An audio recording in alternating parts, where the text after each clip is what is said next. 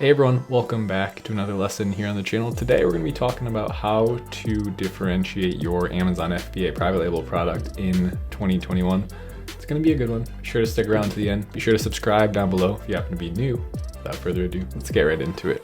All right, so I have pulled up a product here, and it's actually a product that Helium 10 launched in their case study. It was a good case study. Check that out if you haven't already. So in this market, how would I differentiate this product, right? Say like I was going to sell another one. I wanted to choose this because I noticed there was like more sellers seeping in. They're all doing very similar things. So how can you stick out and like how could you take a number one spot? I want to show you something really quick. This might open your eyes a little bit. So if we just pull up X right here, it's the extension by Helium 10. There'll be a link in the description for this. You get 10% off if you don't have it already. So these are the sponsor listings here. But what do you notice about this one? It's the first organic listing. It says 5, but it's actually the first organic one. This listing here is doing $5,600 in sales per month, a $40 price. So they're one of the higher prices in the markets. A lot of the listings down here are in the $29 to $30. So they have one of the highest prices, but they've been able to take that number one spot. How is that happening, right? $38.99, and this one, $40.47. What's going on there?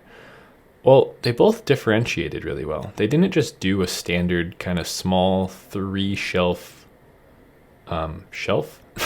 This one included stickers and mounting things, so they like really went with the Gothic side of it. And this one made it much bigger. It's 18.5 by 18.5 by 9.5 by 2.7. The rest of these are quite a bit smaller than that. You can see here 14 by 7.5.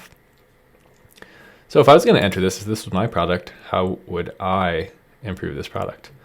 Well, one of the things that I might do right away is like shelves are the perfect opportunity to have symmetry. So if you're decorating a room, for instance, a bed, you have a chair, you might want one on each side of an object. So I might come in with a 2-pack of one of the standard, more popular variations. That might encourage people to buy 2 at once if you give them a little bit of a discount on them. That's one of the really simplest things you can do. But I gave you a specific task. You know, if you're just watching this as like how to differentiate your product, you didn't come from the previous video, that's fine too. But I told you guys to find, in my last video, go watch if you haven't already, it's about finding products. Find 3 products and bring them to this call. Find a list of things and see if we could differentiate those for you here today. So I want to give you real strategies, not just like, oh, try and increase pack size, the generic stuff. I want to give you real input about how to change your products.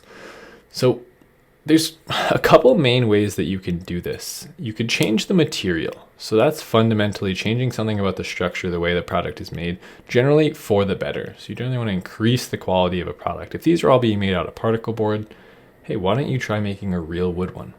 The next thing is pack size. We could increase the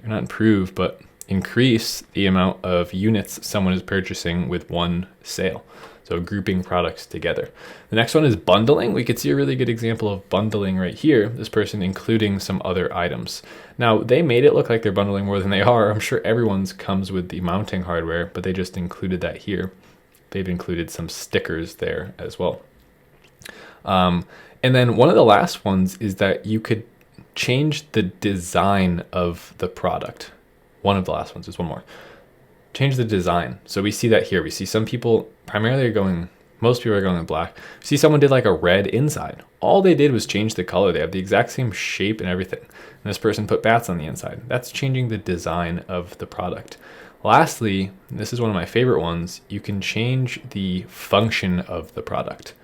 So this is different than just changing the material. Changing the material is generally selling the same thing in a new and improved quality. Changing the function is adding a new benefit, adding a new feature to this product that could work. What caught my attention here is we see that these coffin key holders are actually selling well. Right? They have a sales rank about 100,000 in home and kitchen. It's kind of a cheap and easy product to sell. So what does that allow us to do? Well, maybe we could bundle the coffin key holders with this product. That's a bundled variation. But some of you might be following along here. What's the structural thing that we could change or the function that we could change about this product? Well, what if we added little key rings on the inside of this product?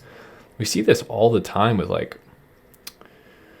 let me show you an example of this. If we come up here and we went with like mail shelf or something, forget what they were called. Yeah, key mail holder shelf. It's basically just like an entryway item that you can put, your keys on. There's storage. Look at this one. This one is almost kind of like a Gothic one. It's in this black color. I don't know that it's Gothic, but yeah, the kind of like diamonds and the black wood does give that vibe. What if we did a coffin shelf, but either on the bottom or inside we had a spot to put keys or to hang stuff from? That's a really simple, effective differentiation that we could change, or differentiation that we can make to this product that would really stand out. And guess what? That's going to cost you maybe an additional 25 cents. All you have to do is get the little hardware and have the supplier install those tiny little hooks. That's not going to be hard at all. So what I want you to do is I actually want you to take what you learned today and apply it to the products that you found. If you haven't found any yet, go back to the last video that I just made on my channel, finding products, and find one and then try and differentiate it. Maybe later this week, I'll speak about the next part of that process. Comment down below if you would like me to continue assigning tasks and helping you out in a kind of mentor over YouTube kind of way. I could specifically tell you things that I would do and the steps that I would do them in. But that's going to do it for today's video. Hopefully you enjoyed this one. Thanks for sticking around to the end. If you did, you're a legend. And be sure to subscribe down below for more videos like this.